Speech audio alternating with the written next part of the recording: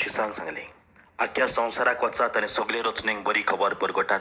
तो स्वत मानितान पवित्र स्नान घेत तो सोडवण जोडटलो, पूण जो स्वत मानेना जाय तो खास्तीचें फर्मोण घेतलो. आनी सोम्यान जेजून तांचे कडेन उलोवन सोंपयतच वयर स्वर्गार ताका व्हेलो आनी थंय देवाच्या उजव्याक बसला. ताणें वचून सगळे कडेन परगटणी केली. सोमी तांच्या सांगात वावुरतालो आनी बरोबर जातल्या विजमितां उदेशी तांची परगटणीत लायतालो.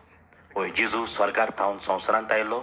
बापान जेजूच्या हातान एकूच वावर दिल्लो, तो म्हणल्यार आमची सोडवण करूंक. म्हणटच जेजू संवसारांत आयलो, आमच्या पासत खोस सोंसले, कुर्सार मेलो, पुनोन जिवन जालो आनी स्वर्गार गेलो. वय बाबिण्यानो, आतां हो वावर जेजून आमच्या दरेकल्याच्या हातान घातलेलो आसा.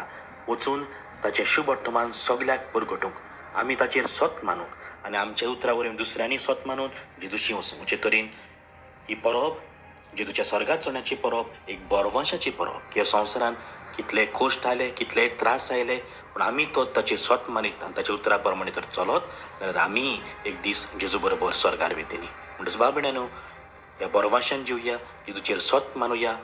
जेजू आमकांय वतलो स्वर्गार म्हूण ह्या विश्वासान जिवया.